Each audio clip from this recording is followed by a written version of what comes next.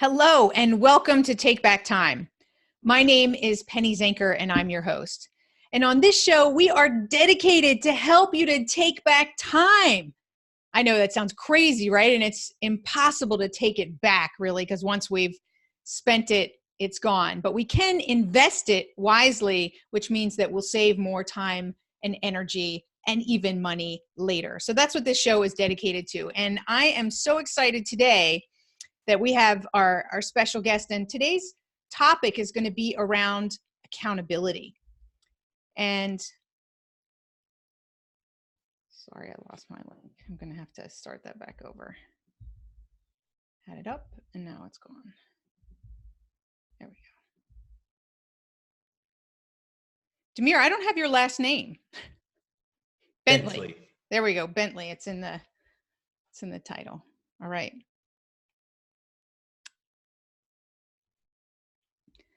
So today I'm excited about our guest to talk about accountability. Demir Bentley is here with us, and let me tell you about this guy. He is a legendary productivity coach and a co-founder of the Life Hack Method. His coaching combines personal accountability with daily practice to unleash your best productivity every single day. His client list is riddled with high-profile names like Facebook, Google, Uber, PepsiCo, and Lexar. But don't worry, it's also good for you. And before starting Life Hack Bootcamp, he worked at the highest levels of government, technology, and finance. And his work has been featured in Forbes, Wall Street Journal, Washington Post, and a ton of other media outlets.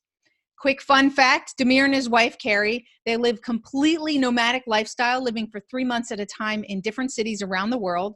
And the last few years have seen them living on a boat in Croatia, the Basque country of Spain, a retreat in Bali, islands in Hawaii, and right now live in Medellin, Colombia. Wow, that's pretty cool. So Demir, welcome to the show. Yeah, happy to be here. I have to say right off the bat, I love your take on investing time. I'm sort of like mildly obsessed with this as a productivity coach. I think we tend to think about time in very linear ways, like I've got time, I've got an hour, and I'll spend an hour, but we don't think about time like a stock that we can invest in. Yeah. Right? Like this idea of like, oh, I got an hour. What could I do with that hour that could get me 3 hours? Or what could I do with 3 hours that could get me 20 hours? And it's so funny because that's such common sense in other areas of our life, right? Everybody knows that financially. Yeah, you invest in stocks and you put in $1 and $5 comes out. But we don't really have this around time. So thank you for like bringing that up, because I literally, as I was hearing that, I was like, thank you, somebody else gets it. Well, I would hope so, right? We're in this business because we both have that passion to help people to think and act differently, and sometimes we do have great practices and habits in other areas of our lives, and sometimes we don't.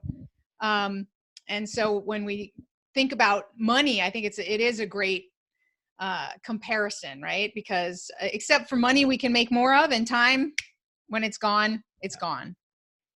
Yeah, I believe it. So why are you so passionate about productivity? I mean, my journey to productivity is funny because I think the reason I'm such a great productivity coach is because I'm naturally like the worst at it. I was, I think a lot of people out there can relate to the idea of being smart, but not productive. Yes. And that describes me to a T. I've always been smart, but not productive. And so, some of the things that plague people who are smart but not productive is that they can get the grades. It just takes like twice as much studying time because they're so distracted. They can't hit the books the way that somebody else can. They can advance their career, but it takes more work than the average person. Right. Or they're always living with that specter of fear. I'm an emotional worker. So there's been 2 weeks at a time where because of my emotions, I can't do any work at work. And, in finance, hiding the fact that I'm basically not getting anything done for 2 weeks creates this like additional layer of stress and anxiety of like, is today going to be, it's like blowing on the dice. Is today going to be the day that I can actually work? Am I going to wake up in a mood to do it? And so all of that stress and fear and anxiety and overworking to get the same results as somebody else, it just typifies my entire journey. And so when I was finally able to learn what ended up being incredibly simple ideas and tools and techniques, I felt like I was like, oh my God, like if I could go back and teach this to myself when I was younger, I would have had a completely different career Right. trajectory. Not that I'm not super happy with my life right now, but wow, I've got some clients who are in their, early 20s, and I just look at them and I say, you are so lucky. Yeah. I had to go through my entire 20s and 30s doing everything wrong, and there's people out there now in their 20s that are learning what we don't teach them in high school.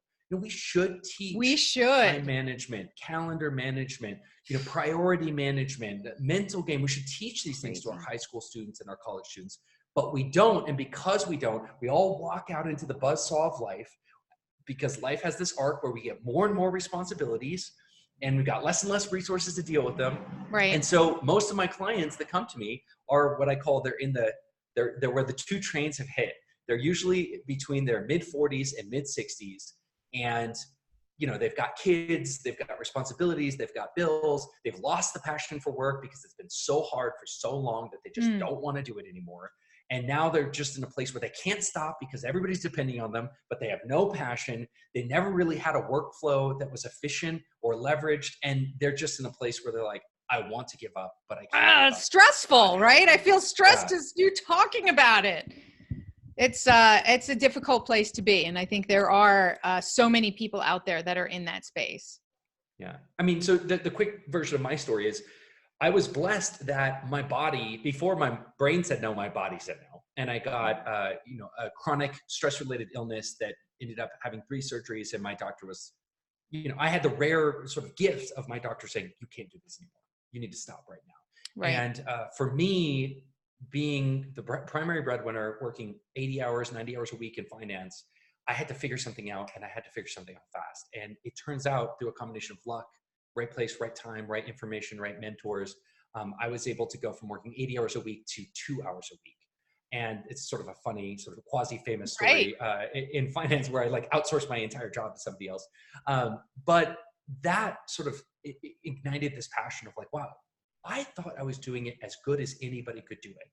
And if I was that wrong, that not only did I not have to work 80 hours a week, that I could have been just 2 hours a week. If I was that wrong about this topic, what else is there about this topic that could be learned? I just realized this whole topic of workflow, productivity, we have so much pride around it.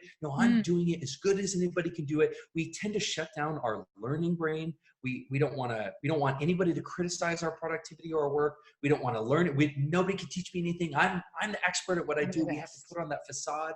And so, it just made me super passionate about going out there and being like, hey, I had the disease that you have. Let me help you find the cure. Right.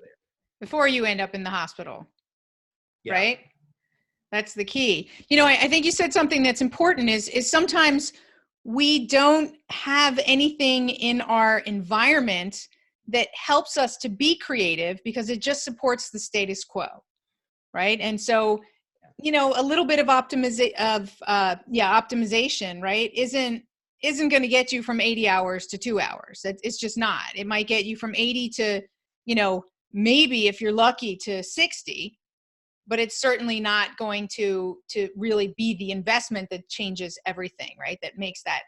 So I believe in that sometimes we have to, hopefully not in the way that it happened to you, but if we can think about it of what, if we only had so many hours to work. So that was my feeling when I read the 4-hour work week. I was like, what you're saying, yeah, that's BS. You went to 2 hours. That's impossible. And once we get past that it's impossible and think, well, what if it was possible?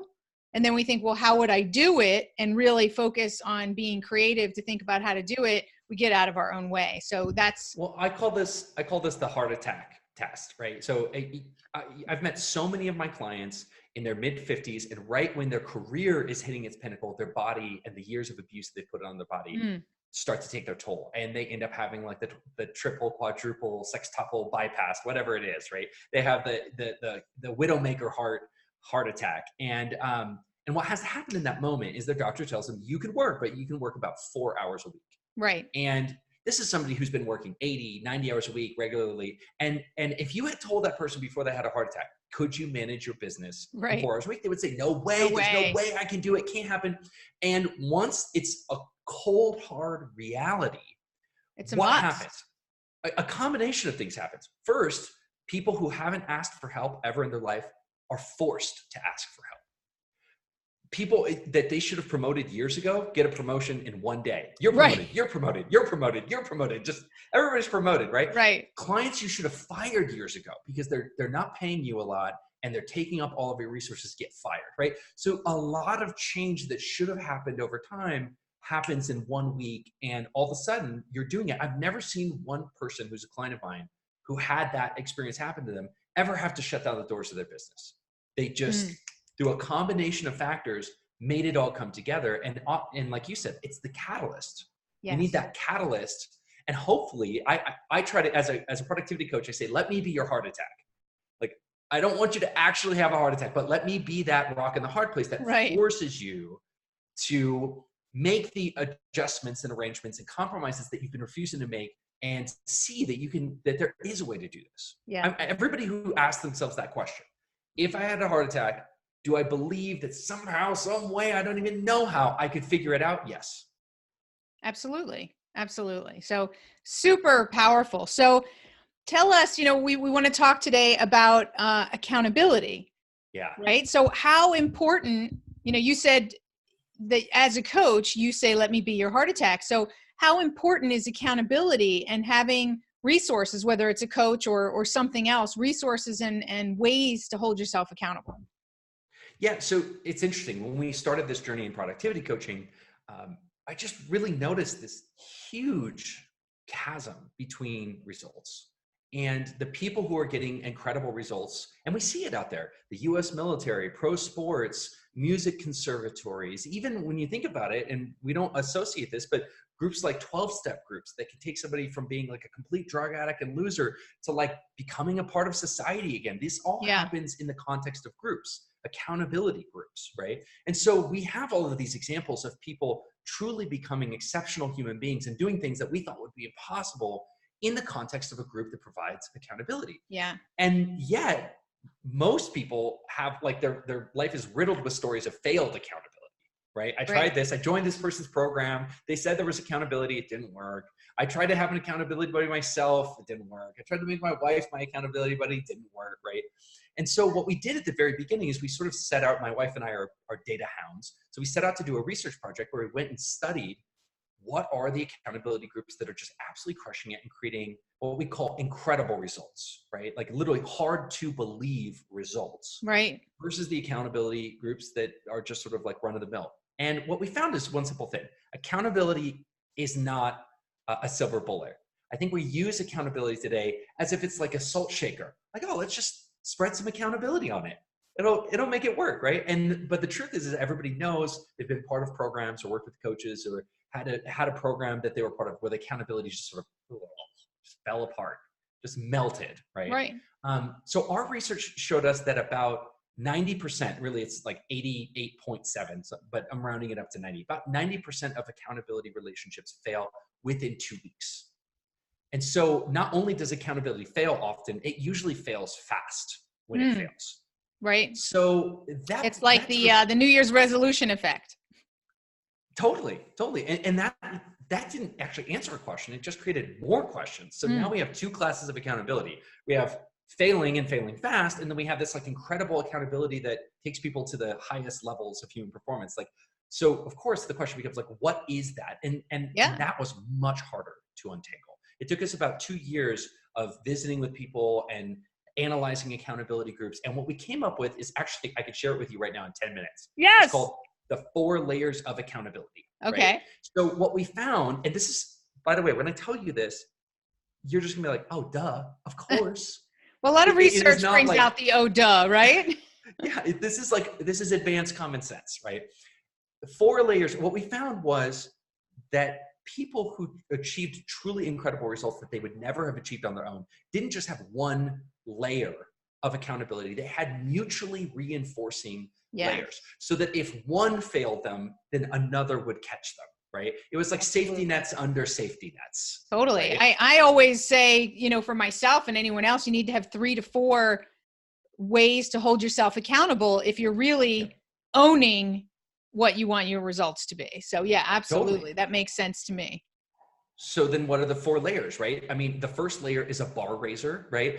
The truth is your bar raiser could be a coach. That's very popular these days. But back, 20, 30 years ago, it could have just been a mentor that you were assigned at work. Yeah. It could be a pastor. Some people say it was their dad or their mom or right. For me, it was a drum instructor. I used to play drums for 13 years. And my drum teacher was more than a drum teacher. He was like he just saw me as being capable of so much more than I saw myself. And that's the defining role of a bar raiser. It's a person in your life who, even when you tell yourself, I don't think I could do it, they're like, I know you can do it. Definitely. They see what's possible for you way before you see what's possible for you. And so what's interesting about a bar raiser, the right way to leverage them is you want to get a lot of exposure to them, because even as your brain is coming up with all the fear and doubt and anxiety, the more that you're close to them, whether it's by the phone or video conference or whatever, the more that you stay close to them, they infuse you with the feeling of like, gosh, maybe I can do this, right? Yeah. So just their proximity, their belief in you rubs off on you, right? So that's one way to really use them in the right way. The wrong way to use them is to spend more time trying to convince them that you are actually a loser and that you won't actually be able to do it. Meaning you're trying to get them to co-sign on all of the doubts and fears and BS that are swimming around in your brain. And you know what they're going to say is like, hey, if you're so committed to your limitations, like go live with them. I don't waste my time. Totally. That's awesome. I love that. That is so important. And every one of us has had at some point in our life somebody that believed in us, and we can appreciate how that moves us. So I love that. Yeah. So what are the other levels? Yeah, let's do it. And by the way, as I'm going through these levels, don't just agree with me, like sense check it in your own life. Like think back to the times when you created an incredible result. And I don't care who you are. Everybody in life has had at least one time when they surprise themselves. We're like, whoa, didn't think that was possible. Super surprised, right? And ask yourself, was one or more of these layers present? Did you have a bar raiser? So the second layer is a buddy, right? And so this is really commonly understood and commonly misunderstood. I think a lot of people think that if 2 people are holding each other accountable, that's a buddy relationship. And what we found with our research is actually that's not the most effective buddy relationship. The most effective buddy relationship is what I call the exchange your shoes at the end of the day relationship. What I mean is, Penny, if you and I are at the gym together and we say, oh, am I going to see you tomorrow at 6? Sure. And the chances are now 40% that you're going to show up at 6 o'clock. Right. But if I give you my shoes and you give me your shoes, that means that if you don't show up at 6 tomorrow, not only do you not get to work out, I don't get to work out. So great buddy relationships in the US military really has taken this to the next level. Your safety, security, and success depends on the other buddy showing up and doing their part. And so that sort of sink or swim linkages, that's what makes a buddy relationship work. And that's why so many buddy relationships fail, is because they're structured in a way where it's like, you end up getting to know each other, liking each other. Penny calls me, she says, Demir, you don't understand, something's going on. And I say, of course, Penny, don't worry. But it's different if you've got my shoes. I might, after 3 or 4 times, be like, Penny, you got to stop doing this because you're killing my workouts. Absolutely. By not coming. Absolutely. It's a whole different level when you're in the boat together. Totally different. Yeah. Totally. Love it. So that's the second layer. Third layer is a team, right? And by team, please don't get too wrapped up in like, I'm 45 years old, I'm not joining a sports team, right? No, what I mean is a community of people who are gunning to the same result that you are, and they're holding you to same value. That could be a church, it could be a mastermind group, it could be a coaching group. It's just a group, but there's one thing that we found that completely makes this effective or ineffective. And that switch is respect, what I call respected accountability. You could put me in a group of 20 teenagers in an accountability group, and I would just be like, I'm sorry, I don't respect these guys. Like I'm not gonna let them hold me accountable if I don't respect them. So it's not just being part of a group, it's being part of a group that you identify with and you respect. When you look at people and say, wow, I want to be like her, I want to be like him, I want to be like her, right? It's respected accountability group. Absolutely. That makes sense. That makes sense. Now, people always talk about, oh, it's about the support. It's about the support. I think we're in this like generation where like, no, it's Of all support. about Yeah. love and support. Let's sing But Kumbaya way together. more effective is competition. Where if Penny and I come into the same mastermind group, and I think I'm pretty much at the same as Penny, but then she turns around and gets these incredible results in her business and her life. I'm just going to be jealous. I'll be like, I need to double down. I need to get my butt moving. Like, I think I'm at the same level as Penny, but her results are going up and mine are staying the same. And there's something about being part of a team where the environment creates positive social pressure, especially when one person starts succeeding. And I do this so much I run boot camps where I create these teams of 30 people and I take them through 8 weeks of like hardcore productivity training. And the funniest thing I see, Penny, is that I don't need everybody to succeed. I just need one person to get an incredible result. It's almost Right. like And a then cow. everybody else. Like you get one cow running and all the other cows are like, they'll just start running too, right? Right. And so we do this naturally as herd animals. We will naturally allow ourselves to just get swept away, and all it takes is one match for the whole fire to start. Right. I love it. I love it. Yeah. And like And you the last said, layer. you know, as we're listening, we're like, duh, like that makes sense. And as you explain it, we can also ask ourselves, you know, everybody who's listening is, do I have all of these levels? If my goals are really important to me and I want to own them at the highest level and be accountable to them, all of these levels are so important. So what's level 4? Last layer of accountability, level 4, is public accountability. And you think about a sports team has this built in, right? Like what tends to happen is like, if I say, I'm going to write a book this year, but I don't really declare it to anybody. Right. And I don't write it, what do I do at the end of the year? I just sort of quietly sweep the dead bodies of that failure under the rug and I hope that it goes away, right? And most of us have these goals. We're littered with these goals: learning to play piano, writing a book, starting a business, all these goals that we sort of declared to ourselves, but then they just sort of disappeared into the ether. Mm-hmm. When you think about your local sports team, they can't do that. If they lose to their crosstown rival, it's going to be splashed across the front page like, you know, the Knicks lose to the Celtics or whatever it might be. You know, like you are accountable publicly to your fans. It's just built into it. And you see that a lot where there's public accountability built in. And so what's cool is that there's more channels than ever for us to be held publicly accountable. You've seen it when you see somebody on Facebook saying, I'm committing to lose 20 pounds, and they take a picture of themselves every single week and they post it. You've seen somebody use public accountability. Absolutely. Absolutely. I'm a big fan of that. So like when I wrote my book, I made the cover first and I put it out there declaring what date I was going to do it, because then my feet are to the fire and we are so much more accountable to other people and what other people are going to think of us if we don't hit the mark of what we say we're going to do. So I'm a big... Our program that we just launched, we had what it's going to be, and then we had a date, and we started taking sales on it. And I'll tell you what, when you've got 100 people pre-booked for a product, you are motivated. You are super motivated to get that product built, and it was done early. So those are the 4 layers. Absolutely. I love it. So do you have a little bit more time for us to chat a little bit more about this? Yeah, sure. I know we're coming to the end, but you know, something came up for me as I was thinking, you know, when I think about accountability and the layers that I also am putting in for myself and asking others to think about and put into place, these are like strategic layers of accountability.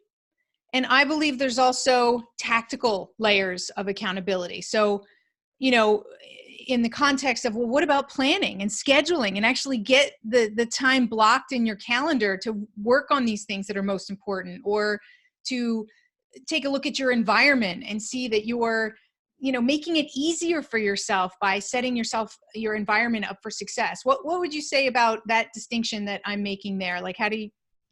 Oh, I totally agree. I mean, back to this concept of like, hey, accountability is not a salt shaker that you can just spread on anything. I think what people don't appreciate, that I've come to appreciate having done this research project, is that to create an environment that really succeeds with accountability, both tactical and strategic accountability, takes a lot of freaking work. Like there usually has to be somebody who's intentionally designed each piece.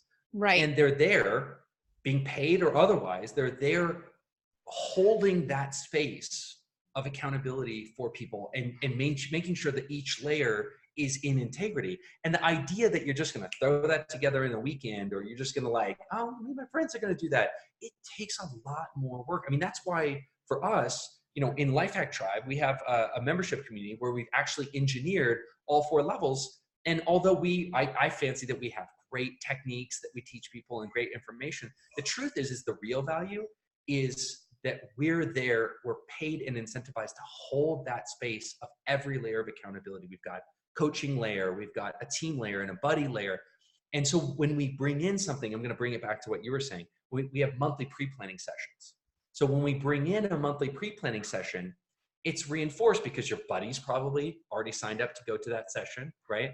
Your coach is sending you a message saying like, hey, jump into this pre-planning session. If you haven't, make sure that you remember it. You've got like a team of people, if you're not there, a bunch of people will. So you'll be the one who's like left out. So you end up having a lot of these layers of accountability engineered in. So I absolutely agree with you, but I would also deepen it and say like, I think we tend to trivialize really amazing accountability like structures and say, oh, I could just do what the U.S. military does. I could just do what this pro sports team does, Right. And not realizing, no, somebody works really freaking hard to create that structure for you.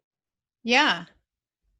I'm thinking about that. Like, why would it be that we trivialize? I think it's more fear that we don't want to be held accountable, right? That there's this, I can do it myself. I'll hold myself accountable because it's easier to fall down and fail, and you'll give yourself a break. But someone else won't do that. So I don't know if people trivialize it or they just don't want to engage because they're not really owning the results at the end of the day. But you and I I'm probably speaking to the choir here. I'm not Michael Jordan or LeBron James. That's not my game though. Right. My game is my work. And it's the same for you, and it's the same for the thing that brings us the most satisfaction, that feeds our family, that that forges our mission in life. That's our work. And the funny thing is, so many people talk a big game about, I want to be the best at it. Okay, well, have you engineered the same structure that LeBron James has in his life around you? Because LeBron James, I don't care how talented he is and how physically gifted, he can't do what he does living out of his grandma's basement. Like, he's got a sleep coach. He's got he's got every coach known to man. He's got all the medicine and all the doctors, right? He's surrounded himself with an environment that reinforces like excellence, behavioral and performance excellence. And I think we tend to just take it on ourselves and say, well, I need to do everything. I need to create the environment. I need to hold myself accountable. And the truth is you don't.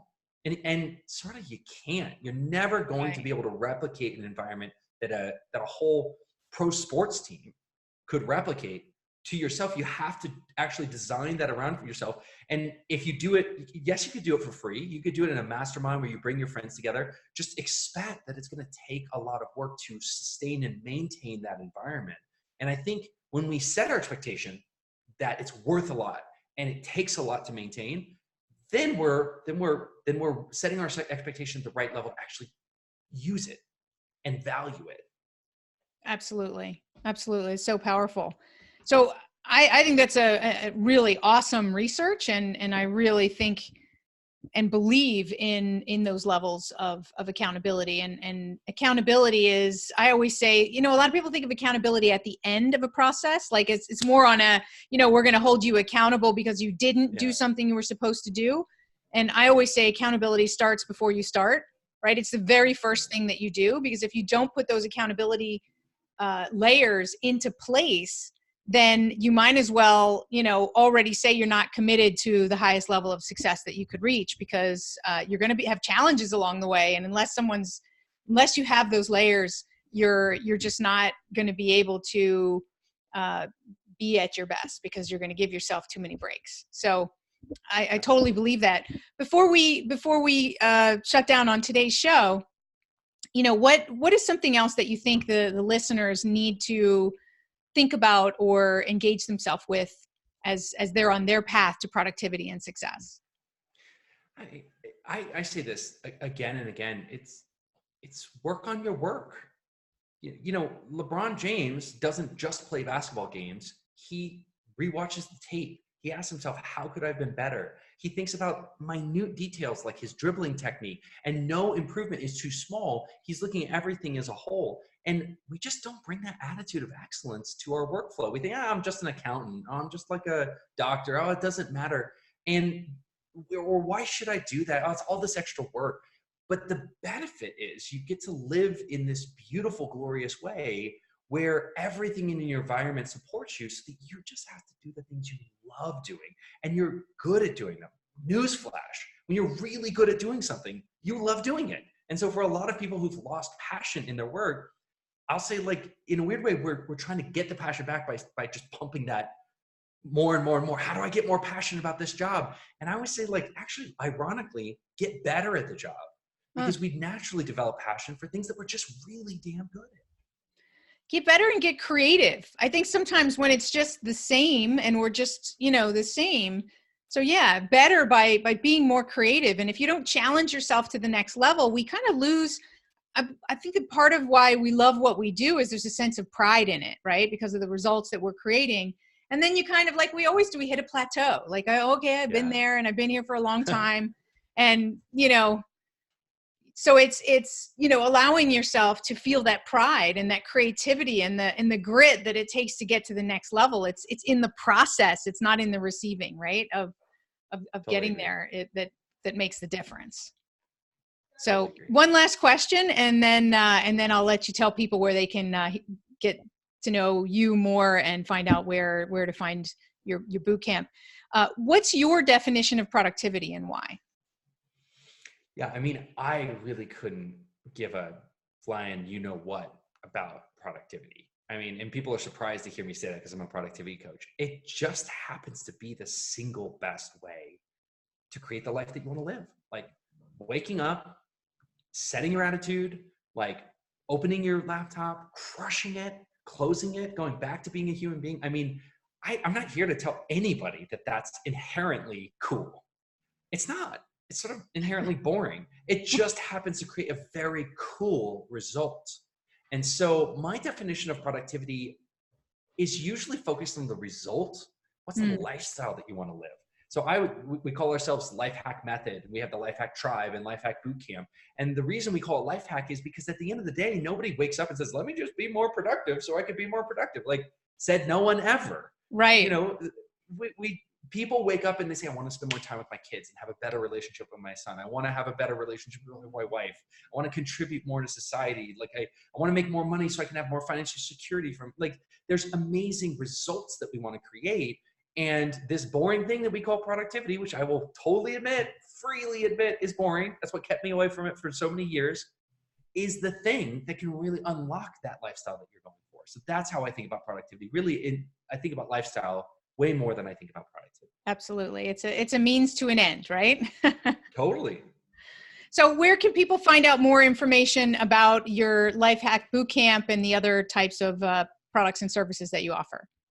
So we are going to offer a download today that actually has the 4 layers of accountability, so that if you weren't scribbling notes furiously, you can actually have our download. And that is at, let me check, bit.ly/accountability layers. I'll just say it again, bit.ly/accountability layers. And it might even be in the show notes. I'm not sure if that's something that you can do, Penny. Yes, we will. Put in the show notes. So just say it one more time, accountability layers. Layers. bit.ly/accountability layers. And of course, you can always visit us at lifehackbootcamp.com. We are sort of famous for putting out a ton of free information on productivity. So between our YouTube channel, Lifehack Bootcamp, and our page, lifehackbootcamp.com, we've got tons of free trainings and cool stuff that you can check out. Awesome. Thank you so much, Demir, for being here. This was awesome, so valuable. And I think because it's about accountability, it's probably one of the most important shows for everybody to listen to. So I hope you guys listened and go back and listen again and think about those layers and how you're going to put those into place so that you can reach the goals that you have and that you can have the life and the lifestyle that you want. And that at the end of the day, like you said, that's what we're all about. So thank you all for being here. Demir, thank you. Thank And you. my name is Penny Zanker, and we'll see you in the next episode.